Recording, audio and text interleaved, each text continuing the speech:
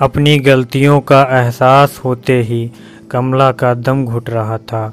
किस तरह अपनी बड़ी बहू को वह ताना मारा करती थी, बात बात पर अपमान करती थी, उसके हर काम में कमी निकालती थी, कभी उसे चैन से जीने नहीं दिया।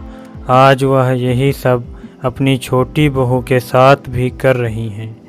वह सोच रही थी आखिर क्यों उसने ऐसा व्यवहार किया, क्यों बहुओं को बेटी जैसा प्यार ना दे पाई।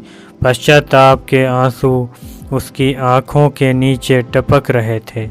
उन्हें पहुंचने के लिए आज तो उसके पास एक बेटा और बहू है, लेकिन यदि वे भी उसके गुस्से की आंधी के विकराल रूप से घबरा कर अपना घोंसला कहीं बना लेंगे तो वह क्या करेगी।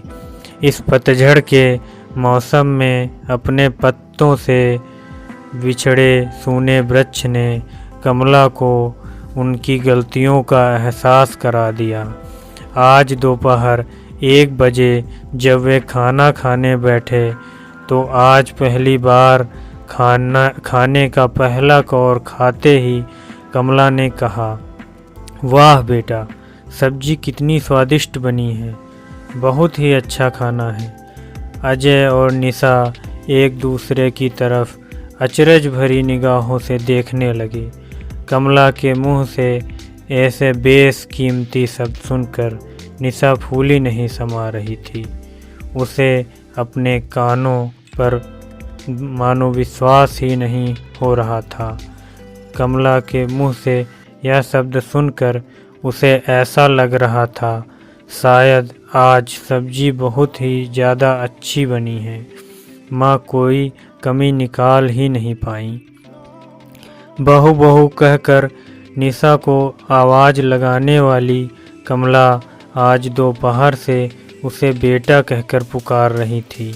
अपनी माँ के अंदर आया यह परिवर्तन देखकर निशा बहुत खुश थी। आज दिन भर घर में किसी तरह की टोका टाकी नहीं हुई। घर का माहौल एकदम खुशनुमा था, सुकून था, शांति थी, आनंद था। ऐसा माहौल देखकर कमला भी बेहद खुश थी। उसके मन में भी आज कोई तनाव नहीं था, क्योंकि वह आज अपनी निशा के काम में कमियां ढूंढने के बदले उसके काम में अच्छाइयाँ देख रही थी, और ऐसा करके उसे बहुत ही खुशी महसूस हो रही थी। निशा के हर काम में कमला मदद भी करने लगी, उससे अच्छी तरह से बातें भी करने लगी, खुद भी खुश होता। अजय अब घर हर रोज़ निशा को खुश देखता, खुद भी खुश होता। यह खबर बड़े बेटे और बहू तक भी पहुंच गई। अजय ने कमला से कहा, माँ भैया का फ़ोन आया था, मिलने के लिए बुलाया है। सोच रहा हूँ 3-4 दिनों के लिए जाकर मिल आते हैं। कमला ने कहा, रुक जाओ, और जाकर सीधे फ़ोन उठाया। आज अपना अहंग छोड़कर, अपना स्वभाव छोड़कर उन्होंने अपनी बड़ी बहू को फ़ोन लगा दिया और कहा, हेलो। उधर से बड़ी बहू अनीता ने फ़ोन उठाकर कहा, हेलो। कुछ पलों के लिए फिर से सन्नाटा सा छा गया। कमला कुछ कह नहीं पा रही थी, लेकिन हेलो शब्द सुनकर अनीता माँ की आवाज़ पहचान गई। उसी ने पहल करते हुए कहा, माँ। कमला फूट फूट कर रोने लगी। उससे कुछ कहा नहीं जा रहा था। तब तक निशा भी वहाँ आ गई। अपने आप को संभालते हुए कमला ने कहा, अनीता बेटा, मुझे माफ़ कर दो। मानो कमला के पश्चाताप के आंसुओं से सारी बेरुखी समाप्त हो गई हो। फ़ोन स्पीकर पर था। कमला का बड़ा बेटा विजय भी वहीं पर था। वह भी सुनने लगा। अनीता ने कहा, माँ आप ऐसा क्यों कह रही हो? नहीं बेटा, इस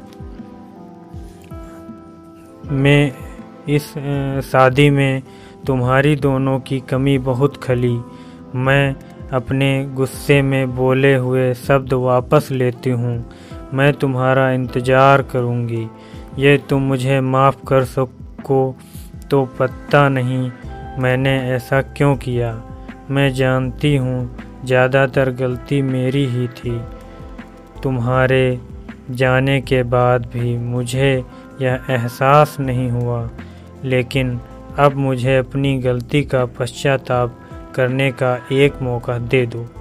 नहीं माँ, आप ऐसा मत कहो प्लीज़ माँ, आप रोना बंद कर दो। गलती तो हमारी भी है। हमें भी आपकी गुस्से में बोली गई बात के कारण घर नहीं छोड़ना चाहिए था, पर जो हो गया सो हो गया। जितना भी अच्छा कर सकते हैं ज़रूर करेंगे।